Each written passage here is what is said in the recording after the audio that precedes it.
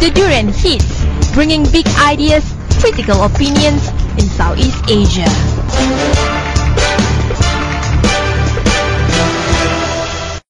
Hi, this is Arlene. Hi, this is Gowri. And of course, you are with us in Durian Heat, our second segment of today. We are going to talk about reforming Malaysia's parliament with Ramanathan. I hope I pronounced the word clearly. He's from PROHAM Secretariat. But today, he's also going to represent Bersih's committee. Hi. Hi. Good morning. Good morning. How are you doing? I'm great. Thanks for having me here today.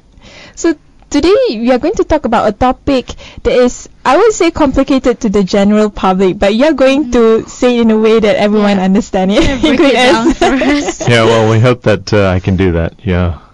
So first of all, just a bit of a background on how this idea came about, how you managed to gather key NGOs to support the idea of reforming Malaysia's parliament and create a proposal out of this. Yeah, well, I think it's basically our response to our own growing sense of alienation within our own country. I think we're a group of individuals and groups that basically have this immense sense of frustration, and we don't want to be people who are just complaining, but we want to be people who are doing something about it.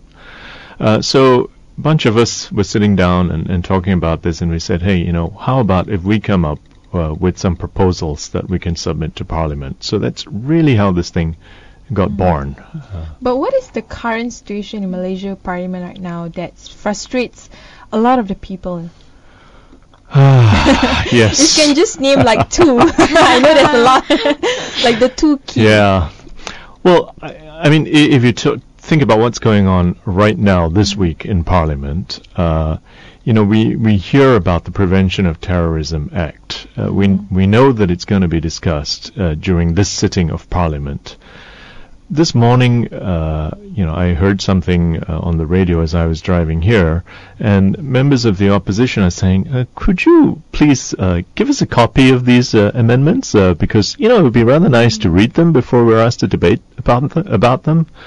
So it's this kind of ridiculousness that's going on. It should be available even before the debate itself. Oh, absolutely. I mean, in a developed nation, which is what we want to be by 2020, there should be parliamentary select committees that are discussing such things, so that when it comes to Parliament, all the debates would have taken place beforehand, and it would just be some final points that would be made in Parliament. But here we have a situation, where the members of the opposition, and indeed members of the ruling party, I'm not even sure they've seen the legislation. Oh. I'm like, what are we doing? I mean, is this, rubber stamp Parliament? So what sort of developed nation status are we talking about by 2020? So this is, one example. We've also had a lot of frustrations in the past. Being Malaysians, we're just so embarrassed about our Parliament. So embarrassed. Just think about it. I still remember in RTM, when 30 minutes of the parliamentary sitting were being aired. Oh, yeah. And it's better than watching all those horrible comedy. Me being sarcastic. Yeah, well, I don't know if people remember the MP salary bill in 2014. I mean, that was an aborted piece of legislation. It was never passed because there was no real discussion of it beforehand, and then it just turned into a travesty of what a parliament was supposed to be. So we have such an incompetent and ineffective parliament today, and all of us know it, except, I think, for the members of parliament. It's quite extraordinary, Okay, I want to go back in history, because in the past, Malaysia has always been looked highly upon in terms of our civil servants. Have Malaysian parliament always been like this? I mean, as bad as what you have mentioned earlier? I think there are two separate questions here. I think one issue is the fact that the parliamentary services are basically provided by the civil service. And that's one aspect of it, because Parliament is no longer independent. I mean, in some ways, Parliament is, the chop, the rubber stamp that sits on the desk of the Prime Minister, and he just like presses the button, and this big rubber stamp just comes down and says, "Okay, here we are." So it's more the ruling coalition, the way they treat Parliament. But you bring up this important point about the way Parliament is administered, the way service and support is provided, and how it's administered. So there was a Parliamentary Services Act. In fact, there was a parliamentary service in the past. And that was done away with. That was done away in 92. And basically, the Parliamentary Services Act was, I guess, disbanded. But what exactly the Act serves? Yeah. Well, it allows Parliament to be truly independent. And when you mention independent, what exactly means? Okay. If you consider and I'll call them civil servants because that's what they are right now, although they should really be parliamentary servants, but I'll call them civil servants because they're members of the civil service right now. So they're the people who do the work, even things like research, the administration, the distribution of papers, all that stuff. The planning, the use of rooms, all sorts of things, the administrative things that go on in Parliament. So they're the ones that do that. And they are no longer independent. And in fact, members of both sides have said that, look, this can't continue like this. When you say they are no longer independent, how is it compared to when we still have the Act? When we had the Act, their promotions and so on were determined within Parliament. They were not determined by the Civil Service Commission or by the PSD. They were able to act independently in Parliament, and they could do what was right in Parliament. They were accountable basically to a committee in Parliament, whereas now they're accountable to the same the government of the day. Absolutely. No more independence. Yeah. Would this be the same as the State Assembly as well? I mean, just to make a comparison. Yeah. To some extent, I think so. I can't say that I have studied or I can't say that I've read studies about what goes on in the state assemblies. But my guess is, what begins at the top filters down, and it's all about control. And if you look at the state assemblies, they act pretty much like rubber stamps too. In fact, if anything, the state assemblies, regardless whether it's under Pakatan or Barisan states. That's probably correct. That's probably correct, but it's not a subject that I have studied. So, but just to be clear, the proposal is only for Malaysia's parliament, not on the state assembly. Yes, it doesn't include the state assemblies, but it does include Senate, because we do want to see some reforms in Senate as well. The Dewan Negara. The Dewan Negara, yeah. I think the key issue before us is we had this fantastic turnout in G13. We had 85% of the electorate turnout.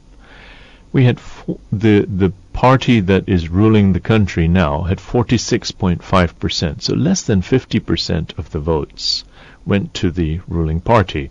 So this means that, lots of Malaysians voted to have opposition members of parliament, but their voice isn't heard. The ruling coalition doesn't want to hear their voices at all. And we're saying even the ruling coalition has to have the opposition has to have much greater participation in government. That's really what we're saying. Yeah. Tell us more about the GCPP. Who are the members within the coalition for this parliamentary reform proposal? Yeah, we have nine members. It's the Akademi Belia, the Gabungan Pilihan Raya Bersih dan Adil, which is otherwise known as Bersih 2.0. I like the 2.0 part. Yeah, always becoming better, new versions. We have Engage. We have the Institute for Democracy and Economic Affairs. That's often called IDEAS. We have Kajian Politik untuk Perubahan. That's KPRU. We have Persatuan Promosi Hak Asasi Manusia. That's PROHAM, which I run the Secretariat for.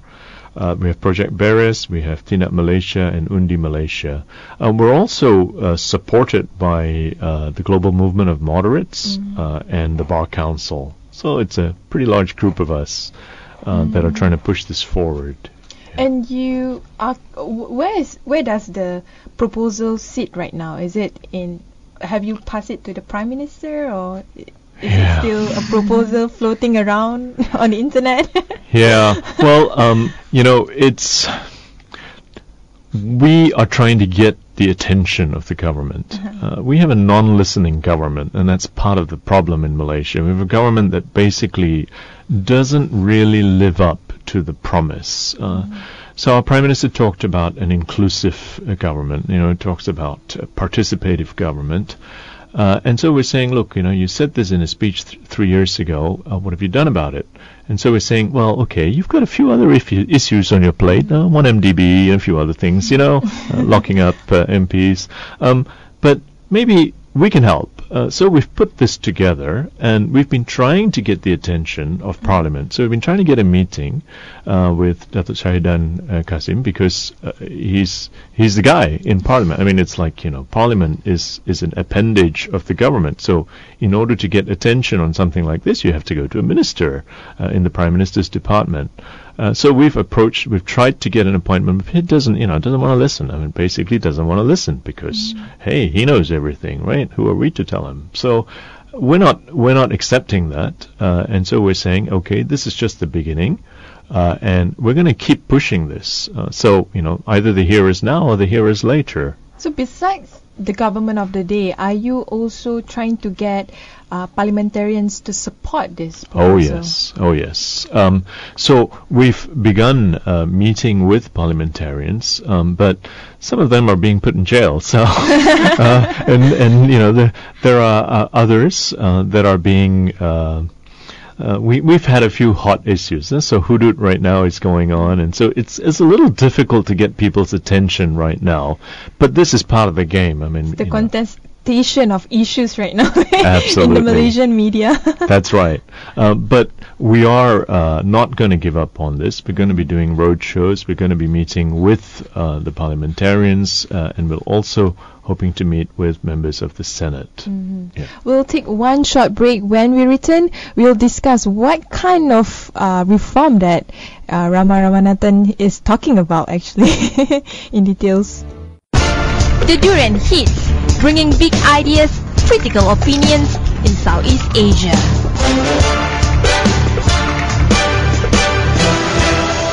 Hi, this is Arlene. Hi, this is Gowri. And we are back again with Rama Ramanathan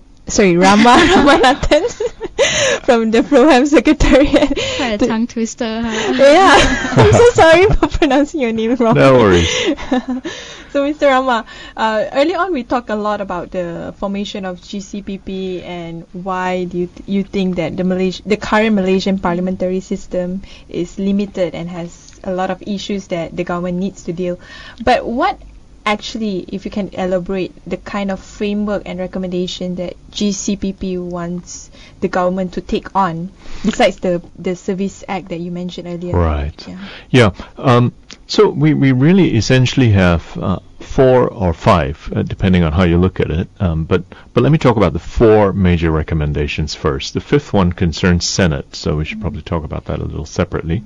But the 4 that we talk about first, I mean, we've talked about the Parliamentary Services Act of 63, which was repealed in 92.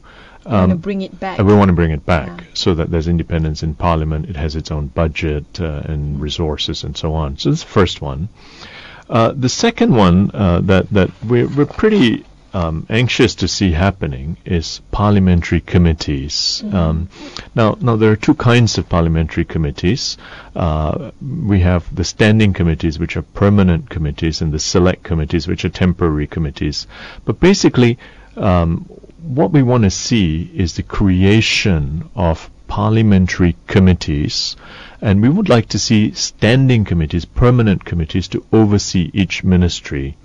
So right now we have a PAC, which is the Public Affairs Committee, which is the only committee whose actions have any impact outside of Parliament. The others are internal to Parliament. So we're saying, look, PAC, well, it's semi-successful. I mean, it's one committee trying to do so much. How much can they do? They're semi-successful. But could you elaborate more on the difference between the select committee and the standing committee? Sure. A select committee would be formed to address a specific issue, and it would have a lifetime. So, for example, I have an article in the Malaysian Insider today where I talk about, I call for the formation of a parliamentary select committee to address the issue of non-documented foreigners in Malaysia. So there's 6.7 million non-documented foreigners, and that's not including their relatives. So a parliamentary select committee formed to address that would make its recommendations to Parliament, and then it would go away. It would no longer exist. Okay. Yeah. Whereas I think if what we're talking about is, and we have this ridiculous situation right now where we have 35 ministers. Now, of course, 8 of them are in the Prime Minister's department, but that's still a very large number of ministers. And we're saying, look, how do you keep them accountable? Somebody's got to be watching over them. That's the role of MPs. Whether the MP is in the ruling party or in opposition, their job is to monitor what the executive is doing. And so we're saying that every ministry should be overseen by a standing committee in Parliament. So there should be a parliamentary committee, a standing committee, that should oversee it. And we have... Right now we have 5 committees that are overseeing just... virtually all of the ministries? No, we have the ministries. It's a free-for-all. Nobody's overseeing them. Oh, okay. Oh, yeah. So we have the Public Accounts Committee, which tries to do its bit, but it's just too massive. So, I mean, for example, they wanted to do something about 1MDB. Government said, oh, no, we'll have the Auditor General take a look. You guys, when we give you the Auditor General's report, you just rubber stamp it and everything's fine because you know what? Cabinet's already said it's okay. Well, it shouldn't be like that. But the other 4 committees are basically committees like the Parliamentary Privileges Committee. There's a committee that determines who should be members of other committees. It's called a selection committee. So they're all internal to Parliament. So right now there's no committee overseeing the Home Ministry. So if you remember... That explains why a lot of... Oh yeah. a lot of circus is happening there. Yeah. So if I may just tell you a little story here. Couple of years ago, there was that infamous rape of a woman called Jyoti on a bus in New Delhi. And India's Daughter is a documentary that came out, was released last week. What a lot of people don't know is that one of the reasons why the government of India could kick into such rapid action, they created fast-track courts to prosecute cases involving assaults against women and so on. Immediately, they created this. They set up a not a royal commission, but they set up a commission to look into it, make recommendations. They could act so quickly because there is a parliamentary standing committee on home affairs. And they just went into action and they said, we're going to do something about this. Of course, it helps that, the people are all out in the streets protesting. But there was something in place. And so that's really what we're saying. If you have parliamentary committees, they can kick into action and they can really listen to the people and they can do the right things. The way you're telling us that the parliament in Malaysia is understaffed and under-resourced, why the government is not allocating enough money and budget towards that? Well, if you have a rubber stamp, you just clean it up, polish it every now and then, because you have a rubber stamp model of parliament. So we're recommending that members of parliament should really not leave their brains in their constituencies when they come to attend Parliament. We're saying that they should bring their brains, into Parliament and they should use them and discuss. So what kind of budget that you are recommending to the government if you want the government to fully resource the Parliament in Malaysia? That's a great question. So let me talk about the resourcing. So research resources are critical. Now the kind of comments that we hear that are so reported silly comments, like price of sanitary pads going to go up. This is nonsense you hear from Parliament. But what we would like is to learn from other countries. So in Indonesia, each parliamentarian basically is provided with 4 resources, 2 of whom are pretty high-level researchers. Taiwan, they have 11. They have 11 people provided to them by Parliament.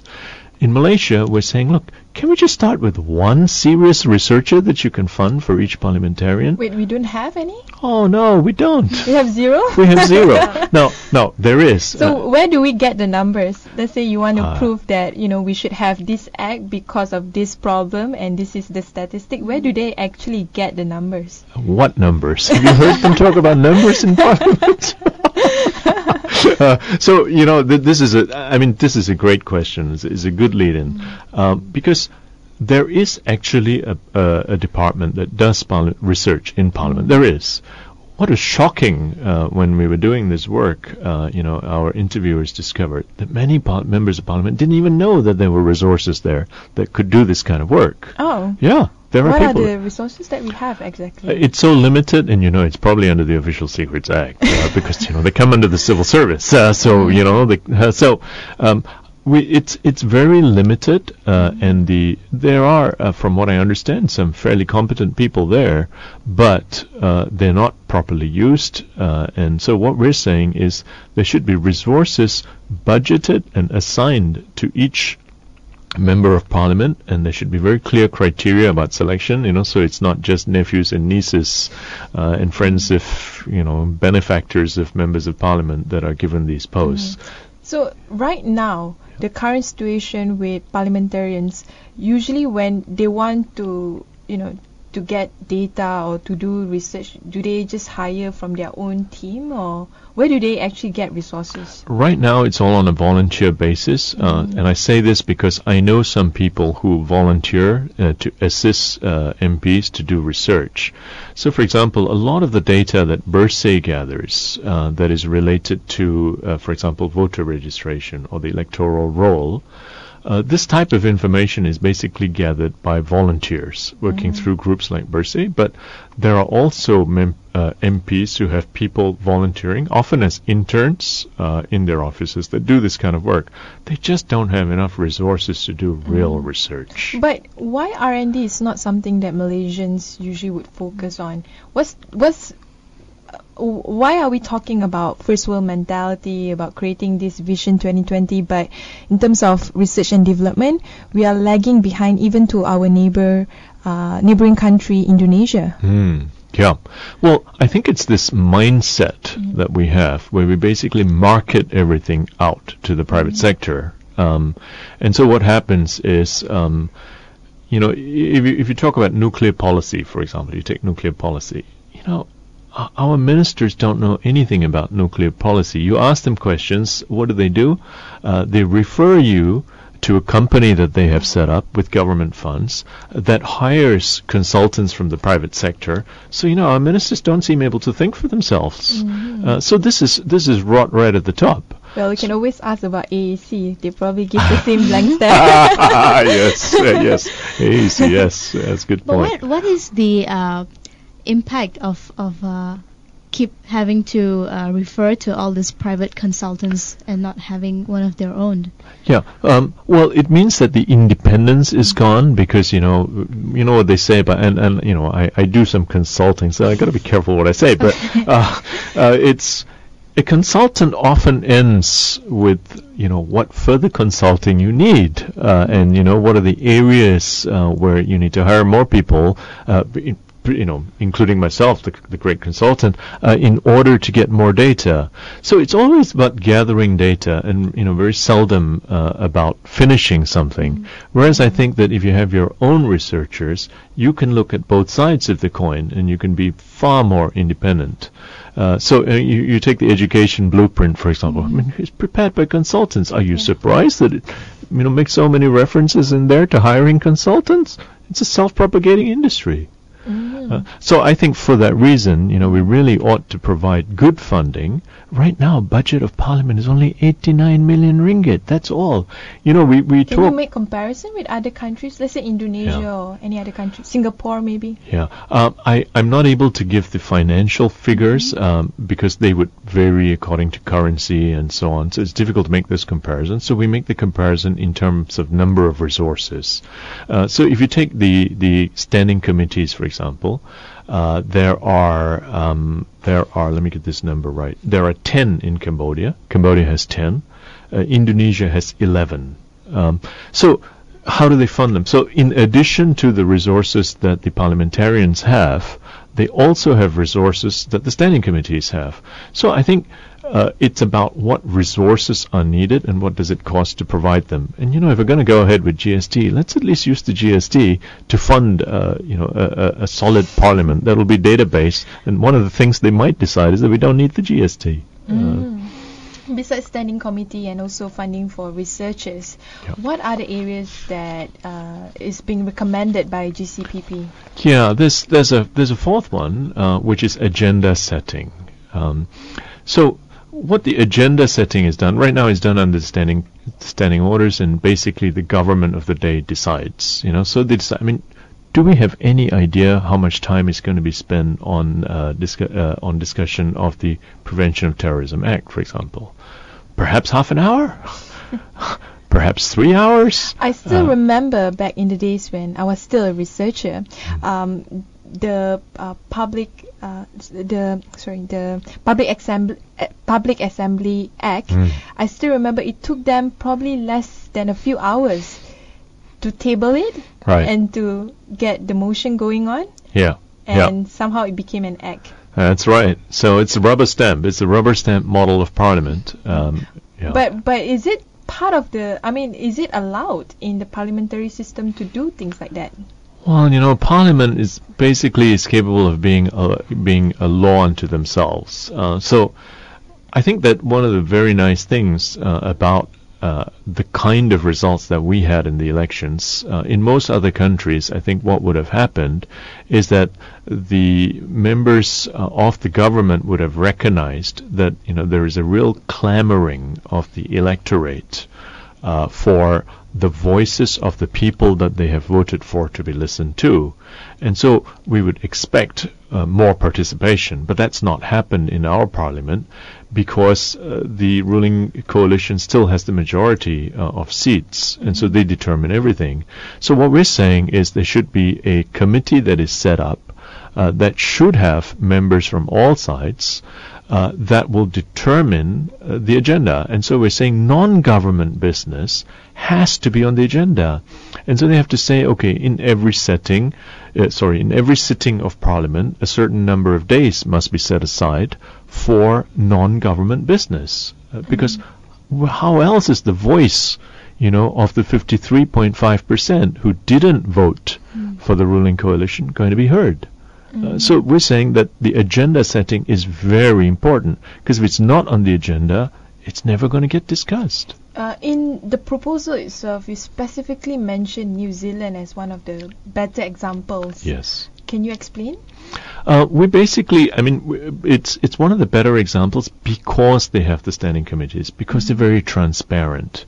For example, one of the things we're also saying is, and this is in relation to the standing committees and the select committees, by saying the hearings should be public.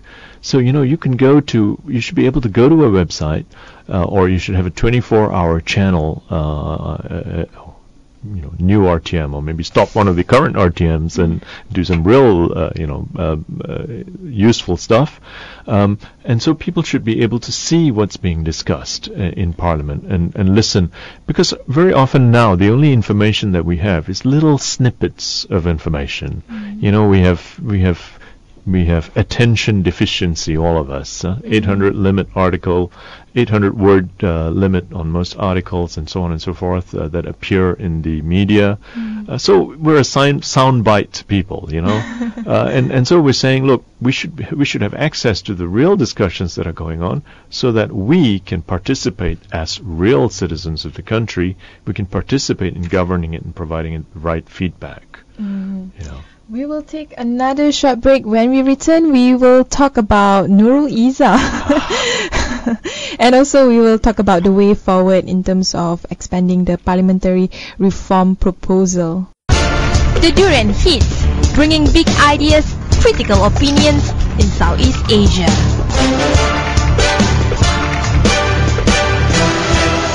Hey, this is Arlene. Hi, this is Gowri. And of course, we are back again with Ramanathan. Yes. I always have to be careful with your name. Getting there. Well, okay. So, continuing our discussion with the case of Nurul Izzah. Nurul Izzah's case actually presented a very interesting scenario, at least to me, because she was arrested for her speech in the parliament, and we all know parliamentarians are given the immunity to say whatever they want, regardless on anything. So it's kind of a bit of an irony for her to be arrested for that. But at the same time, you also have this concern, Malaysians in general, that member of parliament, they are probably given too much immunity that sometimes they just say the stupidest thing worse than anything. Yeah. So how do you do that kind of check and balances with parliamentarians? Well, I think that maturity is what we're aiming for, and I think when we talk about 2020 and we talk about being a developed nation, people always think of it in terms of money. People think in terms of wealth. They talk about the per capita, GNP. But I think it's important to think in terms of democratic freedoms. And one of the things that's really wrong with our nation right now is, PDRM thinks that it's PRDM. Police is not Raja di Malaysia. And I think we have this incredible situation where parliamentary privilege is not understood within Parliament, let alone outside of Parliament. And so you have an Inspector General of Police, you have the Home Minister, who think it's fine to go and arrest and even to investigate a parliamentarian who speaks in Parliament. So it's just absurd beyond belief. And so I think what's happening in the Nurul case, and we should also remember Teo Kok Siong, the MP, who was recently also kept as a guest of the government in a lockup just recently. For the hashtag Kita Lawan. Yeah, for the hashtag Kita Lawan. Yeah. But they were detained. They were kept overnight. They were denied their freedoms, kept overnight. It's just so wrong. And it's not just them. There are others too, because the police think that they can prosecute people, that they can basically deny people, basically punish. I mean, to deny someone of their freedom is to punish them. So if they can do that with a parliamentarian whose speech is recorded in the Hansard, I mean, what better record can there be? I mean, whatever she said is so well documented there, and there's a Parliamentary Privileges Committee. It's their job. So you have a Home Minister and you have an Inspector General of Police who don't seem to understand what a parliamentary democracy is. And then you have, crazy responses. So, for example, this morning I was hearing something, a little report about Shahidan Qasim, saying, we're not going to have local government elections. It's too expensive, And I'm like, cool, come on, does that mean all these other countries in the world that have local government elections are being idiotic? I mean, even Bangladesh has local government elections. We can't. Worse off than in many ways. Yeah. So, it's this whole understanding of what does it mean to be a participative democracy. I mean, at least you have to give people the chance to be heard and to say, you know what, if you don't listen to us, and if enough of us think that you don't listen to us, we can say so at the next election. So that puts some pressure on the parliamentarians. So right now, I think that, what we see in the case of Nurul Izzah is basically an expression of what our parliamentarians, and I'm talking about the ruling coalition's parliamentarians, think it means to be a parliamentarian. I mean, they don't have any data. They just come out and give you this type of nonsense, and then they think that their job is to entertain people. Our great Bang Mokhtar, great entertainer in Parliament. Well, he's not there in order to be a clown. He's there in order to do real work. Well, I'm saying, Bang Mokhtar, you want to really contribute and you want to be a parliamentarian, you should be a member of a standing committee. Every member of Parliament should be a member of a standing committee. And we want to hear you debate with data on various topics that are of interest to us, the voters, because we want to be a part of shaping Malaysia. And so, what we're really saying is, in 2011, when our Prime Minister, Prime Minister Najib, he talked about we want to have a functional and inclusive democracy. Well, it's not just lip service. It's not just lip service. And so we're saying, this proposal that we've put together recognizes that our Parliament is non-functional. It's an entertainment court, and they think it's entertaining, but it's actually ridiculous and it's embarrassing. And we want it to be participative. But being a parliamentarian also means that they actually represent a very diverse group of people. But it seems that the government is not really open to being scrutinized with whatever they say. The moment you start questioning, it becomes a whole different story altogether. Yeah, and I love that word, scrutiny, right? Scrutiny, because that's the job of parliamentarians. It's not their job to attend some function, lift up their hand, and other people come and kiss it. They're not in office in order to be royalty for a term, and they're not in office in order to determine who gets what contract. But that's the model that they have. That's why we're such a corrupt nation. That's why all these Transparency International indices show us so bad. So what we need is for parliamentarians who are a check and a balance against the executive. So the executive knows, and every minister knows, that he's going to be questioned in front. And we're saying ministers and deputy ministers can't be members of parliamentary committees, standing committees and select committees, because they have to be questioned. They have to come and answer to these committees. And so that's how they can really scrutinize what's going on. And you know what? A good MP, even a ruling party MP, he has a much better chance of becoming a minister or a deputy minister if he can show the poor performance of the existing ministers and deputy ministers. I would say that it is for the good of all parliamentarians, regardless of which party they are, even for the ruling party parliamentarians, it's very good for them to have to be members of these standing committees, because they will be able to show what they can do, and they can achieve the goals that they have. Hopefully they're good goals, goals that are for the nation and their constituents, not for themselves. Talking about government, what about the Dewan Negara? Yeah. Because you also propose reforms Yes. for the Dewan Negara. What kind of reform would that be? Yeah, the Dewan Negara, well, what have they done? What have they done? I mean, there's nothing. The Dewan Negara has done nothing. So the Dewan Negara basically was created, I mean, in bicameral democracies, bicameral systems. You have two. You have the lower house and you have the upper house. So the upper house normally has disproportional representation for the smaller states, for example. What we have is an incredible situation.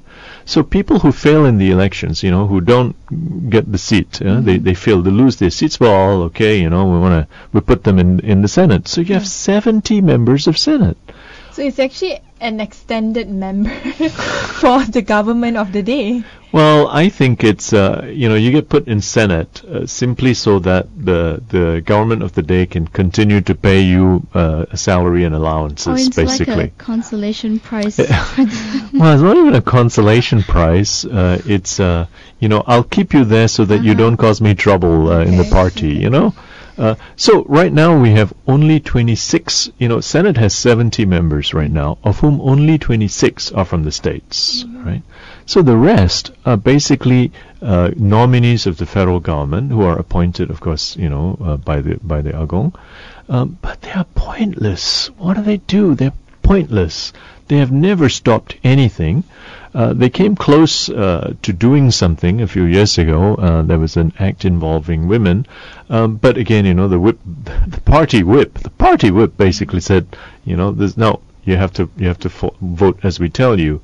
So what we would like to see happening with the Senate, we would like to have elections for the Senate. We also would like to have the representation in the Senate change. For example, we would like Sabah and Sarawak to have 1/3 of the seats on Senate.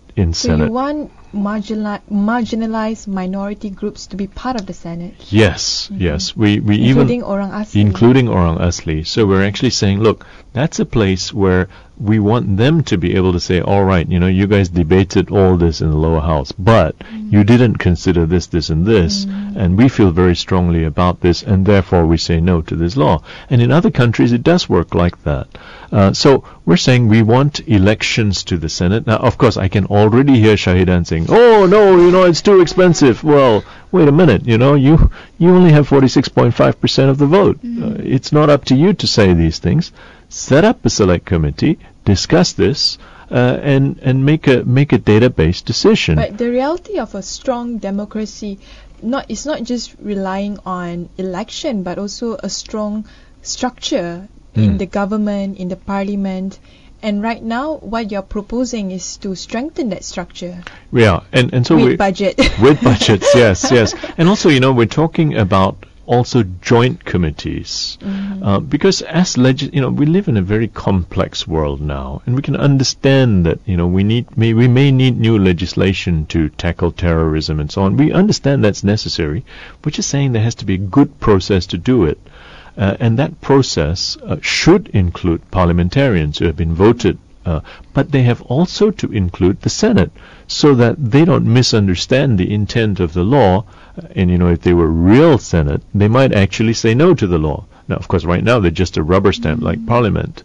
But in a really functioning democracy, such as we should be by the year 2020, we should have a Senate that also has elected representatives, and that has better so there's some renegotiation that will be needed with Sabah and Sarawak, because right now we have over-representation, so they have 1/6 of the population of voters, but they have 1/4 of the seats in Parliament. So we're saying that's a wrong place. That should be in Senate. Senate is where they should be able to veto. Because, look at Sarawak, look at Sabah, they're so poor, such poor. And they are underrepresented as well. Yeah. Before we end the show, I want to ask you further on the proposal. Is the committee wish to expand besides the parliamentary system to include state assembly as well? Because I just give example like Islamic laws. When it comes to the State Act, it usually is either is quite biased, or is being passed in a way that is also like a circus. So would you want to include the states as well? I think it would be logical to include the states, because it's a devolution of power, because it's just, when you have, what is it, the number now is more than 46,000 people work in the Prime Minister's department. So it's basically everything that is determined by the federal government. So we're saying more power should be given to the states. But then the states also have to act responsibly, so they also have to have better participation. They should also have standing committees and so on. But, it's a question of where do you start? And what we're seeing, for example, the Public Accounts Committee in Selangor, I think the Selangor government has done the right thing there, where they're asking the opposition, which happens to be Barisan Nasional, in Selangor, and they're saying, look, you need to play the role, because this is what a mature democracy should be. And so we're seeing some of this stuff that's happening with some of the opposition-led states, but we want to see that more happening across the board. And so you're absolutely right. We want to see better democratic processes, and we want to see withdrawal of resources from top-heavy departments that are only good at hiring consultants. So like the Prime Minister's department, we want... But you'll be out of job. Oh, well, For a better Malaysia, that's fine. That's fine. Yeah. With that, thank you very much, Ramanathan. Yeah, thank you. Thank you for having me on the show, Arlene and Gowri.